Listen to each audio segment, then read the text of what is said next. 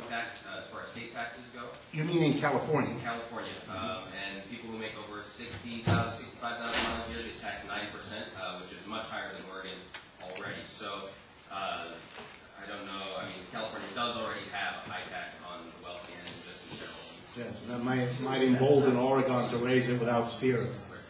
In terms of corporations threatening to leave if they get taxed, in my experience, and I have been on both sides, working with corporations on occasion, and the reason for that, in case you're wondering, is that the salary you get if you're a professor of economics, which I've been all my adult life, is limited.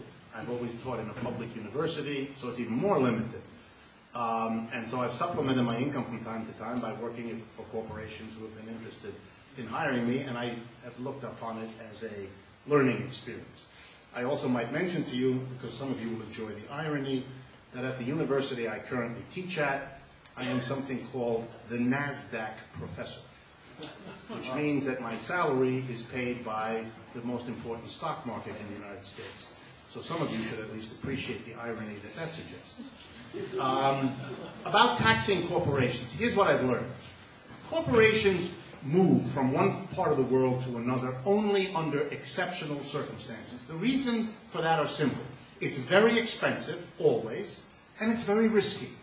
You're incurring a huge expense to move to a place, and then you're hoping that that place doesn't present you with a whole new set of problems that will make you rue the day that you ever moved, because it's always risky, you don't know.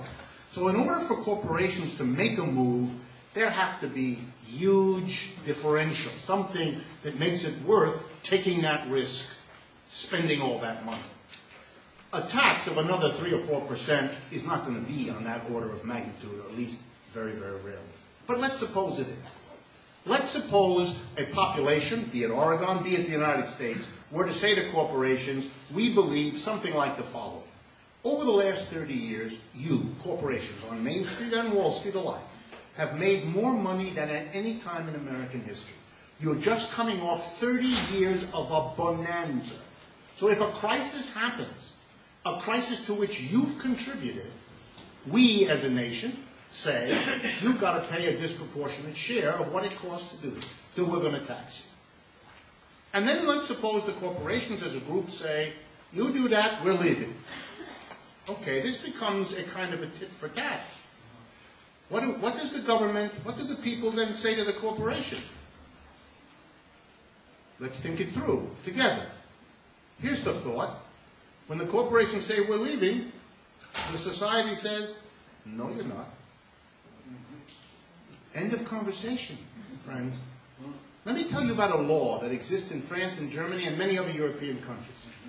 A company in those countries cannot do what it does here in the United States. It cannot announce on a Friday afternoon to its workers and to the community in which those workers live, we're closing shop next Monday. We've decided to move to Taiwan or Nigeria or wherever. In Germany, for example, you have to give 1 year's notice. You must. If you don't, you can't leave. You no longer preside over your enterprise because you violated the law. For that year, you have to get the approval of the workers in the factory that you're moving. Hello, let me say that again. You have to get the approval. And the argument is simple.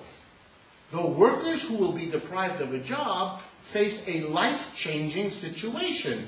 It is neither fair nor acceptable that they be plunged into this disaster having no control, no say in the process. They have to be consulted. Whoa, that's the law. By the way, over the last 25 years that that's been the law in Germany, the rate of economic growth in Germany has been faster than that in the United States. So the notion that the company can't work with these things, that's not true. That's what they said in the United States, but it's not true. I can see from your faces you're not all that familiar, I guess, with European law. Here's an example of the law in France, just for you to think about, same idea. The law in France says the following. Every worker, from the time he or she begins to take a full-time job at the end of their education, must be paid 5 weeks paid vacation. You hear me? Not at the end of 40 years of working for an employer to get 3 weeks and a crummy watch. No, no, no, no, no. 5 weeks paid vacation is the law. Why don't we have that here? Think about it. That brings me to the last question. Unions. Absolutely right. What do you say about unions? Well, unions in the United States are a tragic story. And the last 30 years have made a tragic story more tragic still. The number of people who are in the union, in the private sector of the United States, is now around 7 or 8%. Are you with me?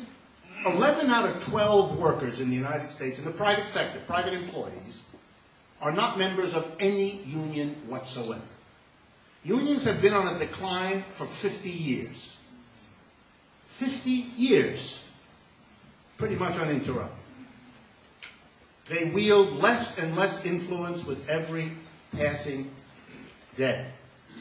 They long ago changed from an advocacy organization pushing the interests of workers forward to become a defensive organization trying to limit the damage and the destruction of whatever the workers had been able to get in the previous period. They have spent most of their time in the last 40 years trying to lobby the Democratic Party to slow the rate of their decline. And indeed, they may have succeeded at that. The decline has never stopped, but it might have been worse without them. But their ability to be a major player in the United States has become smaller and smaller and smaller. They fell victim to all the things we've talked about. To workers turning away from participation in larger groups as they worked too many hours, as they were too stressed at home, as they took on too many debts, things that the unions did not help them with, probably because they couldn't. And as the unions became weaker and could do less for the workers became more upset with the unions, with paying the union dues. You get the picture. As employers had more and more money, they could throw those into campaigns to decertify unions, which they did. You put all the different forces together, the decline of the union is just another part of this story that I told you. It's part of the build-up to this crisis, to a situation that favors a small part of the people who are the employers or the shareholders in employers' enterprises versus the vast majority. But to ask the unions, given all that they've gone through, to be a bulwark against this, is to ask an institution that is desperately trying to hold on to avoid literally disappearing, which in many parts of the United States and in many industries, they already have. Here's the saddest thing. The part of our economy in which unions are still strong is the public sector. Unions represent 12, 13, 14%. Not a lot, but a lot more than 7 or 8% in the public sector. In the public sector. And what is the crisis targeting as the group of workers to be smashed now? You heard it at the beginning. Public employees. The crisis of the government at the state level and the federal level is becoming the crisis of the public employee. And that is going to put the kinds of pressures on public unions that the private unions have already gone. You know, we once before went through this. We had a fairly strong union movement before the Great Depression, but it kind of atrophied in the 1920s. When the Great Depression hit, we had another surge of unionism that rebuilt the American Union, something called the Congress of Industrial Organizations, the CIO in the 1930s, swept through the American working class and mobilized millions of workers who had never been in a union before or who had been in a union that had become too weak and too ineffective.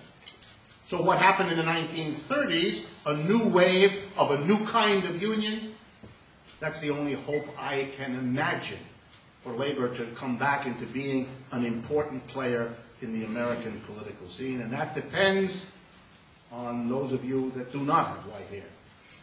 Those of you that can see that without an organization, your ability to navigate an economy in the kinds of trouble we're in is going to be very limited. The gentleman in the white hat, or the black hat and white shirt, Larry. I just wanted to state, maybe state the obvious, that Karl Marx's manifesto of the Communist Party he actually predicted most of these problems coming to fruition.